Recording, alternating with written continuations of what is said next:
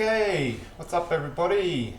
So I've been doing a whole lot of research over the last few days, just to really refresh my memory about what Orgonite actually is and get a few things clear. Had a few questions in my mind where things didn't really make sense as far as the effects that I was seeing and the understanding that I had of Orgonite. So I just wanted to do a quick little video, just sort of outlining some of the results that I found, and hopefully giving a really clear explanation for you guys of how this is working from a reasonably grounded scientific standpoint.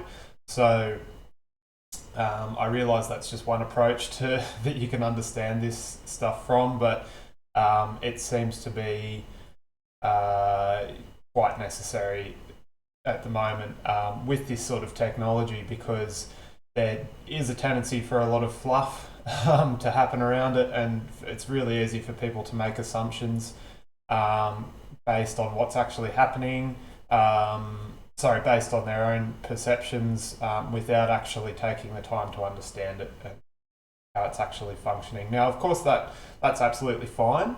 Everyone's going to have their own experience, but for me, because I'm making some fairly substantial pieces with large chunks of Orgonite, I wanted to make sure that I understood it properly. And once you understand something, it gives you the ability to innovate a little bit and to build upon it and to improve from a solid standpoint, from a grounded understanding. I'm going to hopefully have some better results with the things that I'm making. So with that, basically, I'll just start from the very beginning, just do a really quick overview of what makes basic Orgonite as it is. So I've just got a little new setup here too, so I've got an extra camera and a few things going on. So I'll just swap over here to my screen, and I'll do a little demo for you guys. So cool.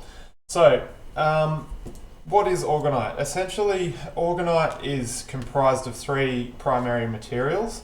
Okay, so the first material you have is metal, some kind of metal. The second kind of material, so there's a lot of contention with this too as to what metal's best, what size. It's essentially called swarf, which is metal shavings.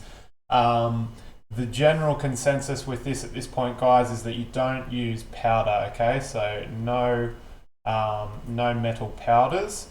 It clogs up the process, which I'll explain soon.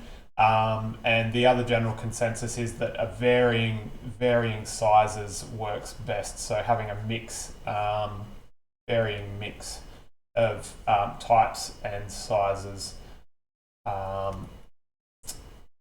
swarf is ideal. Okay, so that's the first sort of portion of what makes up Orgonite.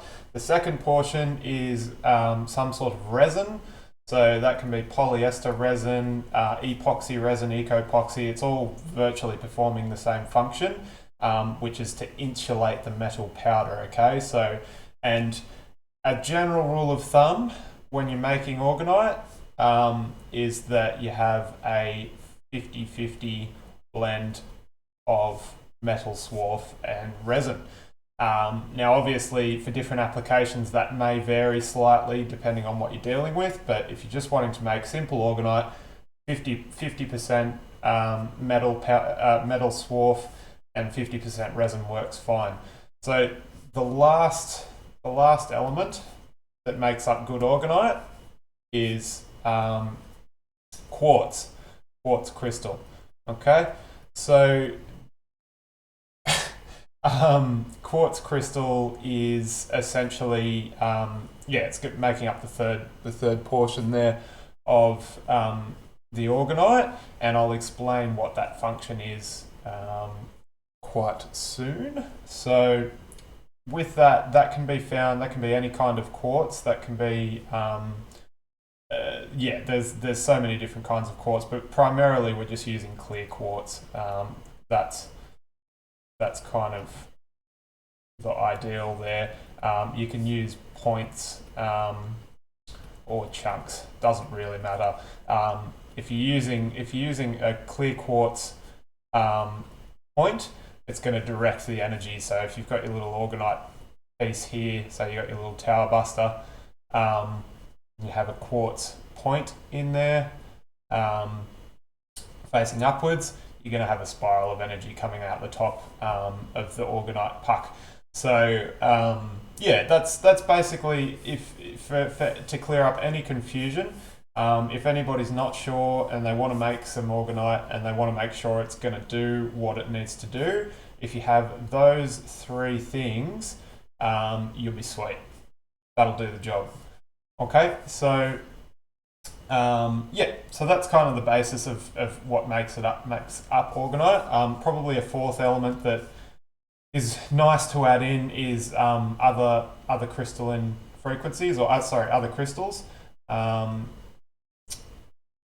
What that's going to do, and this is definitely not a must do, but you're going to use some of the energy here that's being redirected and produced essentially from the orgonite, and you're going to give it some other frequencies or some other properties. Okay, so you could use something like rose quartz, and you're going to add into the frequency that's coming out of or the quality of the energy that's coming out of the orgonite piece. You're going to add in the frequency of, say, heart-centered love with rose quartz. Okay, so that's a nice little extra thing that you can do. And yeah, so it's essentially like adding a little program to the computer there. The computer will do whatever you want it to do, but if you don't give it a program, it's just going to do, it's just going to emit. It's just going to be a computer. So probably not the best analogy there, but I'll explain a little bit more about this in detail once we have a clearer understanding there. So I'm just going to do a new page here. Cool. So my main question really with all of this that really wasn't making a whole lot of sense to me. Sorry, I'll just swap this over again. Yeah, what really wasn't making sense for me with orgonite was I've got one of these orgonite pieces, and I'll actually use my new camera here. Here you go. So yeah, if I've got one of these orgonite pieces, and I'm putting this on a tower, or like a mobile phone tower, or I'm putting it next to something that is emitting an electromagnetic field, which doesn't feel great to me. So if you're sensitive to electromagnetic fields, you'll know what I mean. If not, I'll explain a little bit further soon. So what didn't make sense to me was I'm putting one of these here. If this is pulling in, say, the frequency from, or the signal from a telephone tower, why does my telephone still connect and get the signal? So you know what I mean? Like, this would be taking away the signal from the tower, and it would render the tower useless if, and that's a big if, which is why I was investigating this. Orgonite was as straightforward as it takes the crappy signal from a tower and turns it into something better. It doesn't make sense, the basic explanation of how orgonite works, and that's why I dug further. So sort of with that, what I've come to is that this here, I'm going to use the context of a cell phone tower just for this example, to give you guys a really hopefully clear explanation of what's happening.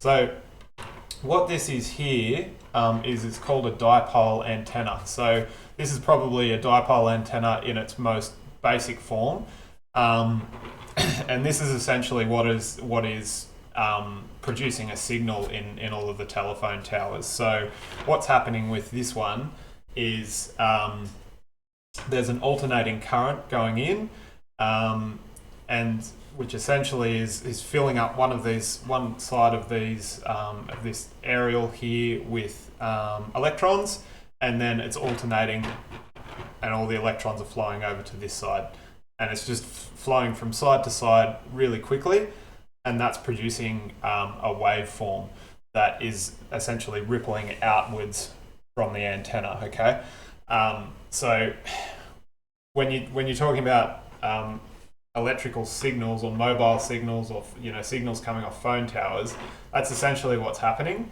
It's just electricity is being put into a wire aerial. It's oscillating really quickly, and that's sending out a waveform or a frequency consistently out into an area. In this case, it'd be straight ahead. There's aerials that are 360, etc. So how does this fit in with electromagnetic radiation? And this was a big distinction that I sort of realized pretty quickly, thankfully, was that there's different kinds of signal being produced by these antennae. So the first kind of signal is an electric signal, or an electric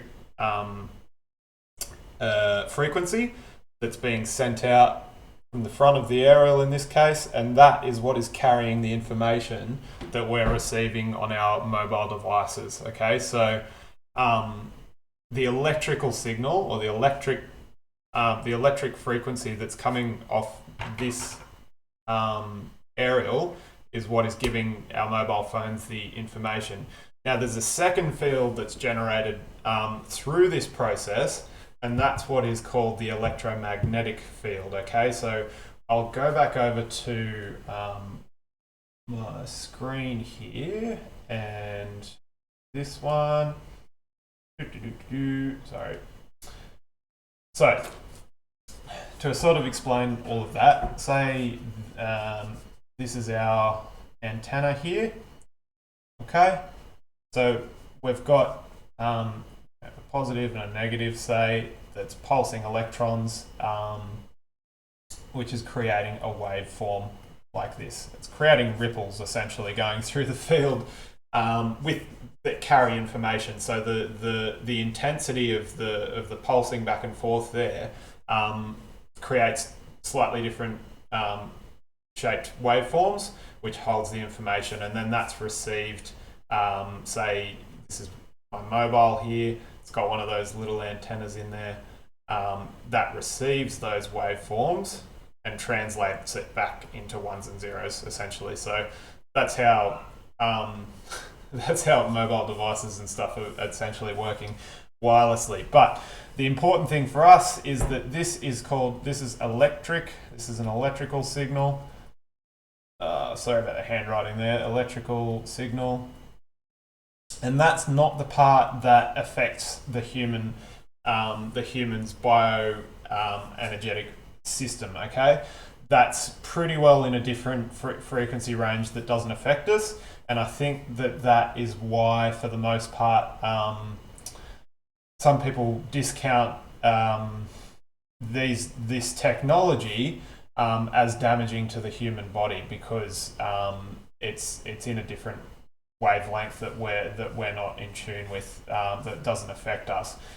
That part is true, and it can also be used as a bit of a misinformation. So what's also happening here is that at a 90-degree angle, when this situation occurs, when there's a signal, an electrical signal being generated at a 90-degree angle from these aerials, we're getting what's called an electromagnetic radiation. So it's a secondary field. It's part of the whole, but it's a secondary field, you could say, which is essentially what we know as electromagnetic radiation. Okay, and that is not really providing any useful data or anything for our mobile devices. This here is what we actually need for the device to function. This EMR is wasted energy essentially from this process, and that electromagnetic radiation is the stuff that can do damage to life essentially in our frequency range. So the human body, for instance, it's still considered quite low. So the radiation that comes from mobile devices and cell phone towers within a range. So with mobile devices, the range is, I think, 1 inch, where it's considered to be safe. So if your mobile is 1 inch from your brain, the radiation coming off that little antenna is supposed to be not damaging. Now, I know a lot of us can still feel that, and it's a more subtle effect. Personally, I think it's still quite damaging. But the standard, it's written, if you read your little safety disclaimer when you buy a phone, it's actually written in that book that says you shouldn't have the device closer than 1 inch to your head at any time, because it's considered to be damaging. So it's essentially what they're calling from cell phone towers. Sorry, it's a really, anyway, a cell phone tower, a little dish. And within a radius of that, and within a radius of your mobile device, it's considered non-ionizing. Okay, ionizing. I don't know why I'm bothering with that. Writing that ionizing. Sorry, hieroglyphics. It's considered non-ionizing radiation. Okay, so things like microwaves, for instance, if you stuck your hand in a microwave, which I don't recommend, that would be considered ionizing radiation. So it's a strong enough signal to be considered to have effect on the field. So at the end of the day, anything with an aerial in it that's working with electricity is going to be producing electromagnetic radiation to some degree. And then that's where your personal sensitivity comes into that, as to how affected by that you are, regardless of the manufacturer's insistence on saying it's 1 inch is going to cause damage. If you're really sensitive to it, you can be within a meter and feel the effect. So that's that. And okay, so to bring this back to the Orgonite, this EMR is what we're working with our Orgonite, okay? Not this. This has still got to function and do its thing for the technology to work, and that doesn't really affect us in the same way that electromagnetic radiation does. So how does that all relate back to what's going on with the Orgonite? I suppose to explain this first up, I'll explain how the Orgonite is actually functioning. So I'll do another little fresh screen here. So when you make Orgonite, you've got essentially all in a little grid. You've got let's call this is your swarf, your little metal particles. Okay. So this is our little cupcake tray that we're making our tower busters with. So we've got our little metal particles. We've got our quartz crystal over here, quartz point. Okay. And we've got our resin. Call this resin. So these are our three basic elements making up the Orgonite. So what we're doing, the first part of this process is we're coating the metal swarf in resin. Okay, so the idea is to get really good Orgonite, you want to mix your resin and your metal really well, so that potentially every single bit of that swarf, of that metal shaving, is insulated by resin.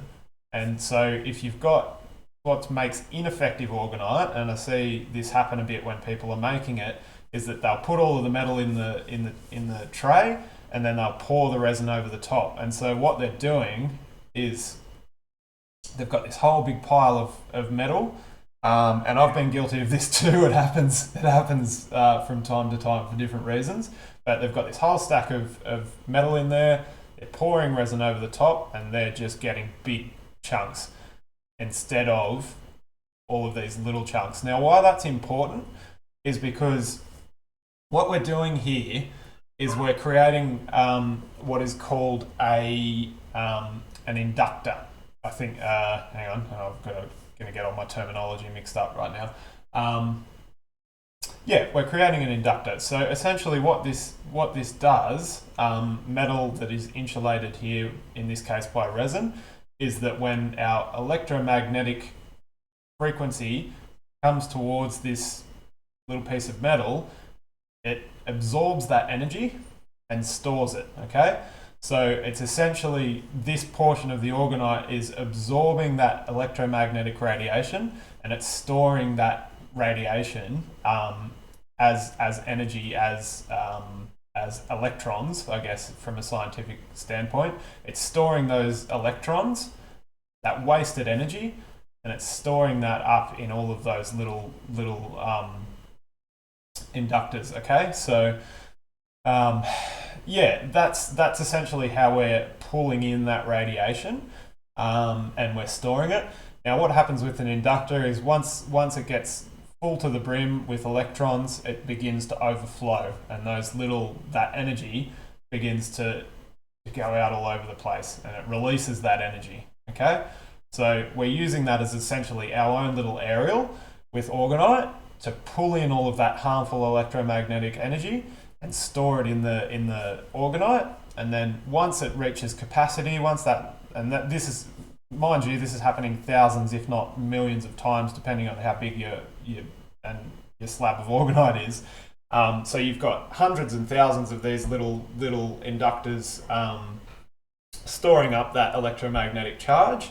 And it is impressive how, a cupcake-sized tower buster, it is really impressive how effectively this little matrix can soak up that electromagnetic charge. Okay, it does a really good job of absorbing the vast majority of that EMF, or that wasted energy. So we've scooped up all that wasted energy that would otherwise just be hanging around in the environment, causing damage to life around it. We've scooped all of that up, we've stored it in our little inductors, in our orgonite cupcake. All of these inductors get to the point where they start releasing that energy again, and the energy, it's probably worth mentioning, it forms pathways through these metal plates, okay? So every piece is unique like that. You get these pathways forming of energy. And where all of that is going then is, instead of just, and this is where the balance of quartz and metal is important too, because if you've got too much metal and not enough quartz, all of that charge is just going to be released into the atmosphere again, okay? But if you've got a good balance there of metal and quartz, all of that excess energy is going to go towards our quartz. And that's what we want, because what the quartz is then doing is, probably at this point, there's an effect with quartz crystals called the piezoelectric effect, which basically states that when a quartz crystal is put under pressure, so physical pressure, it produces an electric charge, or it vibrates. Okay, so say I squeezed on this quartz here with my hand, it would produce an electric charge. I'll post a link underneath this video that actually explains piezoelectricity and all of the different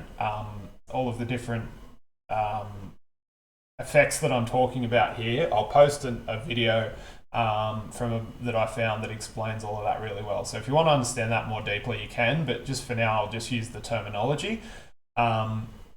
So what that means, though, is that we can essentially have this other effect that goes hand in hand with that piezoelectricity, which is known as the inverse piezoelectric effect, which states that it's essentially the reverse. So instead of putting pressure on, physical pressure, and the quartz releases the energy, we're inputting energy and the quartz is vibrating, okay? And then it's releasing that energy as well, in its own vibration. So this is more commonly in the Orgonite community, I've noticed, is more commonly interpreted as the electrostriction, an effect called electrostriction, which essentially is a more developed explanation of what's happening here. So I'll call it electrostriction from now on. So long story short, we've got energy coming in, being stored in these little metal plates, then overflowing, traveling to our quartz crystal, and through the process that's called electrostriction, it's causing, so say all of our energy fills up this quartz crystal now, causes that quartz crystal to vibrate. And this is the key point here, is that quartz has a vibration that it's sort of a vibratory range that it works within, and that comes down to the geometry of crystals. It's part of the reason why I love working with crystals so much, is because different crystals form with different geometries, which gives them different vibratory qualities, or they produce different frequencies, basically. So a frequency that a phone tower is producing is typically phone tower is producing is kind of what I refer to as a dirty frequency, or a dirty signal. So it's usually a high energy, high wastage, kind of just jarring signal. So the bandwidth, the frequency wave, might look a bit like that. And when with dirty electricity and dirty frequencies, you get spikes, as well as there's fluctuations in the power supply. You get different spikes, and it's just really abrasive. It's a really abrasive frequency, okay? So the cool thing with quartz crystals is that they pretty well consistently have a really nice frequency that they emit. So this vibration is the energy is coming out of this quartz crystal as a frequency, as a vibration, and that vibration is really smooth, nice, and beneficial for life, okay? So that's the vibration we want when we're talking about healing technologies or life-supporting technologies, and that's the vibration we don't want. So, and it's so electric EMR, for instance. EMR is pretty well dirty vibration. It's abrasive, and it's just wasted. It's wasted energy. It's abrasive. It's not supportive for life. Crystalline vibration is supportive of life. It's smooth. It's nice to be in that energy. If you're sensitive to that sort of stuff, you'll know what I'm talking about. If not, there are tools to actually, there's a tool called an oscilloscope where you can actually view these bandwidths, these frequencies, to see what I'm talking about. And yeah, I won't go any deeper into that, but essentially that's how the Orgonite's working, okay? So crappy energy is coming in, dirty energy is being pulled in by our little inductors here. That energy is being stored and then released into the quartz, and the quartz is shaping that energy into a nice smooth bandwidth, a nice smooth frequency and vibration. And that is so when you hold, I'll just come back over to camera here. Yeah, so when you hold a piece of Orgonite, that's why, for me anyway, what I'll usually feel is a pulling from my energy system. So I can actually feel that crappy energy that the human body has a whole onion, if you will, of different energy fields that can absorb and store vibration, as well as the human body's cells. So all of our cells are electric. They hold a vibration as well. And so, throughout the day, because we're just bathed in electromagnetic radiation, all day, every day from most of our devices, it's worth saying that anything electrified, anytime there's moving AC or DC current, there's some sort of electromagnetic radiation. So your phone charger, power boards, even the wiring in your house, is all producing electromagnetic radiation to some degree. I'm not saying that to scare you. It's just kind of part of the. It's part of how our electrical system works. It's nothing to be worried about. But it's just kind of worth being aware of all of the different sources. So anything that uses electricity will be producing some sort of electromagnetic radiation. So throughout the day, the human body's bioenergetic fields pick up some of that radiation and store it, as well as our physical cells. Our cells are vibrating with some of that vibration. So when you have a device like Orgonite that can absorb that, that energy and transmute it into a life-affirming or a life-supporting energy or vibration or frequency, that's what you want. So what I feel when I hold a piece of Orgonite initially is I feel a pulling, especially if you tune into it and actually allow that. Your conscious intention has a big effect on the effectiveness of these. So if you allow all of that electromagnetic radiation to be absorbed out of my cells and out of my fields into that, and then so usually when you'll come into contact with one of these, you'll feel a pulling, and it can feel like, initially I used to have a bit of a panic response with it, where it'd be like, oh, it's hurting me, because you can feel like an uncomfortable thing happening. But very quickly that dissipates and it's replaced by a calming effect. Often both of them happening at the same time. So it just depends on where you're focusing. So hopefully that's given you a clear understanding of what Orgonite is, and also why we're using it, why people go on about this stuff in different ways, because it is one of the few publicly available simple technologies that anybody can make. You can find quartz on the side of the road, in the bush, wherever. You can get metal shavings for free. Resin's a little bit expensive. You can also use a type of clay, which also works, which I won't go into, but have a Google if that interests you. So it's cheap, cost effective, and just if you even want a better night's sleep, just make one of these and put it under your pillow. Like, it'll make all the difference. So yeah, that's kind of the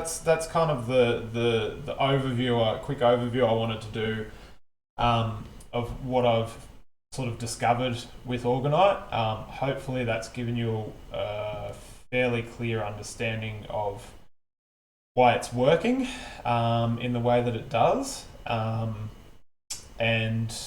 that's based in scientific understanding. Okay, so I'm a big believer that all different viewpoints have some sort of meeting point, where they all work together, and science is no exception to that, as well as metaphysical understanding, energetic understanding, whichever way you want to perceive the world. There's no reason why all of those can't homogenize and support each other in their understanding. But I feel like the main need at the moment, especially with Orgonite, is to actually have a grounded scientific understanding of what it's actually doing. So yeah, I hope I explained that fairly clearly. So another point worth mentioning then is, with this Orgonite, what I've seen a lot of the time is, and I'll go back over to camera here. What I've seen a lot of people do to disprove this stuff is they'll get an electromagnetic meter, a meter that measures an electromagnetic radiation. Hope you can see that there. Your phone can do it. It just uses the antenna that's in your phone. It's not hugely accurate, but it gives you a good enough idea of what's what. So I see it a lot of the time. People get this on their phone, or they'll have a more expensive meter for picking up on electromagnetic radiation. Now this tool's really good because you can put it near your laptop or near your power points in your house, or if you're next to a phone tower or whatever, and it actually gives you a clearer idea of how much radiation there is going on there. You'd be surprised how much comes off your power points, honestly, and when there's a lot of transformers around. Changing from 240 volts to 12 volts, there's a huge amount of radiation, like more so than mobile phones and computers. Your phone chargers and things like that are putting off 10 times the amount of radiation, so probably something to be worth checking out. But yeah, what I see people doing a lot of the time is they go, okay, Orgonite doesn't work because this is showing an electromagnetic radiation here coming from my phone or my computer. I'm putting Orgonite on the receiver and it doesn't make a difference at all. It's still the same amount of radiation. Orgonite doesn't work. It's a waste of time. It's made up. It's fairy tales. Throw it out. and it's discounted right there and then. And that is a really interesting point that nearly got me. And I'm still deepening my understanding of it. But from what I can tell, with Orgonite, we're not disappearing any energy, okay? So there's radiation energy, wasted energy coming off this aerial. It's being absorbed by the Orgonite and it's being expelled by the Orgonite. It's still the same kind of energy. It's still electromagnetic energy because electromagnetic energy can travel through metal. And quartz. And yeah, so we're not disappearing any energy. There's no magic here. It's literally just a dirty energy, a dirty waveform. So it's an dirty electromagnetism is coming in and it's being smoothed out, and smooth electromagnetism is coming out. So there's still the same amount of energy. There's still the same amount of electromagnetic radiation. The only difference is that it's clean radiation that is beneficial to life and helpful for growth. It helps growth. It's life affirming. It's life supporting. The only difference there is that it's just been cleaned up by the Orgonite. Okay, so when you see people doing that and saying that it's disproved on that simple test, if the function of the Orgonite was to disappear energy back into the ether, or that's basically considered magic by the world's understanding at this point, that would disprove it.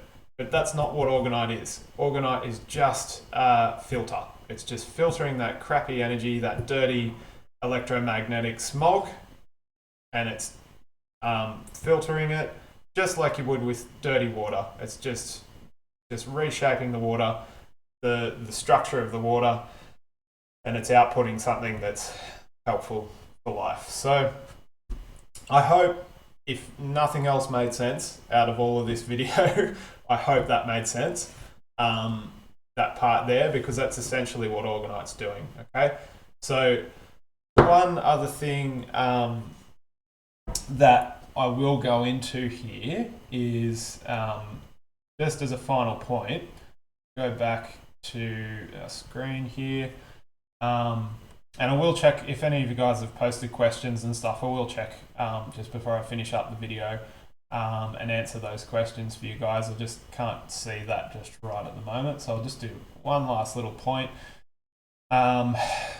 which hopefully is of value. So why people add in different crystals to their Orgonite matrix, okay? So say here we've got our little tower buster or whatever, got a quartz point in it, and it's got the metal matrix, so it's a basic piece of Orgonite doing its thing, pulling in that jagged EMR, and emitting that smooth, life-affirming EMR. So it's still electromagnetic radiation, We're not getting rid of the radiation. We're just repurposing it so that it's helpful for life. It's life supporting. So, life supporting, life damaging. We're not getting rid of the radiation. We're just repurposing it so that life can use it for growth instead of it destroying life. Okay, so the point worth making here. Let's say somebody adds in a piece of rose quartz. Rose quartz still has an energetic property. It's actually probably an easy. I've given myself an easy example here because it's still quartz, but the frequency that the quartz emits. So we've got two bits of crystal in here now. Let's say the quartz is emitting a waveform like this. It's quite lengthened. That type of frequency has a certain effect. The rose quartz is going to absorb some of that energy too, and it's going to emit a little waveform maybe like this, and that has a different that frequency has a different effect than this frequency. So the effect of this frequency on the human body, for instance, might be relaxation, or encourage states of heart-centeredness and unconditional love. And this frequency may be more of just a raw energy, or clear quartz has quite a balancing effect, so it might be a frequency that brings clarity and clearness and balance to your life. Okay, so all of these different frequencies have different effects. I'm not going to go into all of those effects, but that's kind of the semblance of putting and why people put different kinds of crystals into their orgonite, because all of the different crystals can, in one way, shape or form, and say shungite, for instance, is another crystal that has grounding properties. That shungite is changing, it's augmenting this frequency to have maybe a higher peak or a lower trough.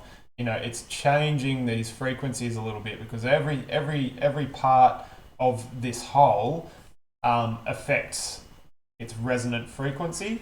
So this probably the last scientific term I'll use for this video. All of this tower buster here in this instance has what's called a resonant frequency. So all of these parts, so we've got these frequencies, we've got these ones, we've got big long ones. All of those frequencies are encompassed by one big waveform, I guess is one way to put it. Okay, so and that big waveform encompasses, it's like a larger fractal of all of those smaller parts. That's a really simplistic way of looking at it, but essentially that larger waveform is what I view to be the resonant frequency. So let's say we've only got one waveform in there, the resonant frequency is going to be different to if we've got three, which is going to change its overall effect. At the end of the day, it's going to have a different effect because it's emitting a different energy. So even though you might say, okay, well, shungite's not a quartz, it doesn't necessarily vibrate, it doesn't have that piezoelectric effect. True, but sorry, I don't actually know if that's true. I need to research that a bit more. But I guess what I'm getting at here, based in this logic, is that everything is frequency at the end of the day. So all of the different ingredients we're adding into here is having this cumulative effect because everything has a frequency. Everything in the world is vibration, essentially, at one point, at one level. So all of those different vibrations are going to make a resonant frequency, which is this here, this creation in its totality, is the frequency that it's having. Now, it just so happens that we're powering up that frequency by inputting and outputting electromagnetic radiation, which gives this a more prominent effect than just, say, an inanimate object like a rock, which has a far less prominent frequency that you really would have to try hard to pick up on if you weren't sensitive to that stuff. Whereas one of these, people who aren't sensitive to energy can sometimes hold one of these and go, oh wow, there's something happening there. You get physical sensations, especially once you start getting into powered pyramids and things like that, where you're taking this resonant frequency and inputting a clean, or hopefully a clean power into that and getting amplification times, infinity. I can hold my hand above a powered pyramid and it feels hot. I'd say if I kept dialing up the size and the voltage, it would probably start to burn, which is not what you want. But yeah, so what I'm getting at is all of the parts that go into making Orgonite have an effect on its output and the quality of the output that it's having in the environment. So yeah, I think that's pretty well everything I wanted to go over with this. I will say, there was one other point and one other interesting piece of research that I came across that I'd just like to sort of outline a little bit. And that was that, and I'll post the link for this video, there was a scientist called Dr. Kozyrev. I'll post the link to that research video underneath.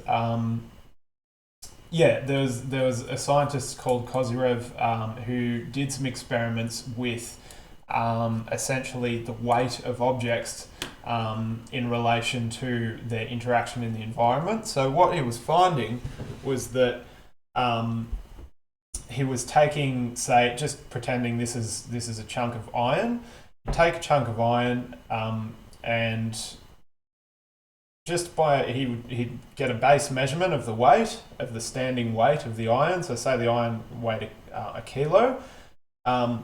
He would then excite the iron. So he'd do that while just move it, and then put it back down and weigh that iron again. And he found that it would weigh 1.1 kilos.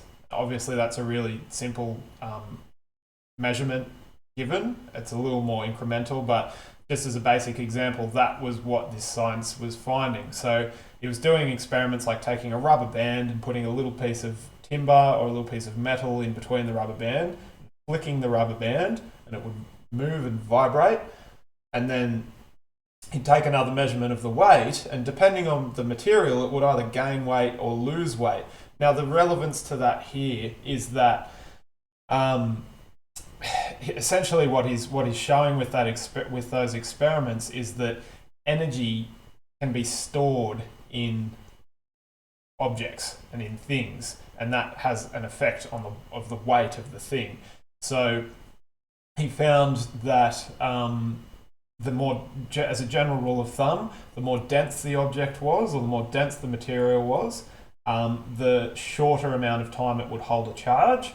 And then the lighter or the less dense the material was, like timber, for instance, he would find that it would hold a charge for longer. The other point worth mentioning that he found was that some materials would have essentially a smooth increase in its charge up to a peak, so of the amount of charge that it could hold. So say like one of our little bits of metal swarf, it can absorb energy on a smooth wave, and it'll release energy on a smooth wave through time. But what he found, there were some other materials that would incrementally gain and release charge. So it would gain a charge, or seemingly not gain a charge at all, and then all of a sudden it go up a bit, and then nothing, and then up a bit, nothing. Now the relevance of this is that that's essentially showing that there is different, there are different layers, like onions, I guess you could say. There's different layers of energy for different objects and life. Now, I just tried to make that really simple. If you're interested in that, I'll post a link to the video underneath this video here to explain that, where that's more easily understood in more depth. The reason I'm saying this in relation to Orgonite is that when you're working with high EMR areas, like cities or even like large phone towers, it's not always an instant effect. And that's kind of the relevance of that experimentation. And what I'm getting at here is that sometimes I'll notice if I'll put one of these tower busters on a tower, it won't feel different straight away. Oftentimes it'll take like 1 to 2 days to really like kick into effect, where I can drive past that tower and feel that smooth electromagnetic radiation sort of coming off it. So it's kind of like for the first few hours especially, not always, but sometimes, depending on the materials and the area and everything, it takes time for that built-up charge of that damaging electromagnetic radiation to release from the surrounding environments, including, like, if it's a phone tower, the concrete in the tower, the metal, all of the metal around the place, even the life, the plants, the trees around, have all built up that charge, especially living things, organisms like trees and bugs and people and everything. They've got that incremental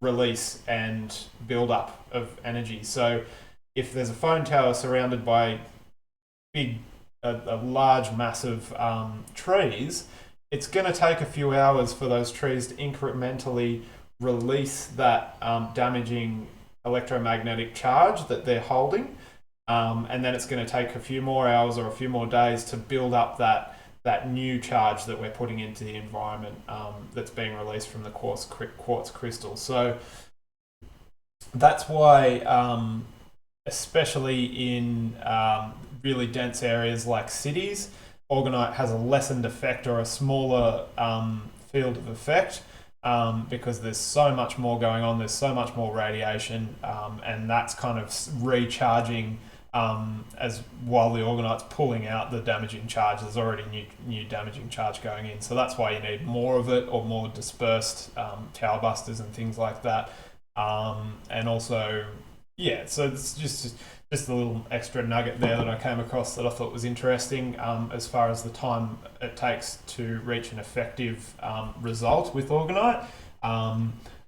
Oftentimes I'll give it, like, 9 times out of 10, if it's just a tower out next to a road or a highway, or like your 5G boxes or anything like that, it's only going to take like a matter of seconds, because there's not a hugely dense amount of material and electromagnetic radiation in the area. So the effect is almost instant. But obviously, the more there is in the environment there, the longer it's going to take to acclimatise and find a new balance.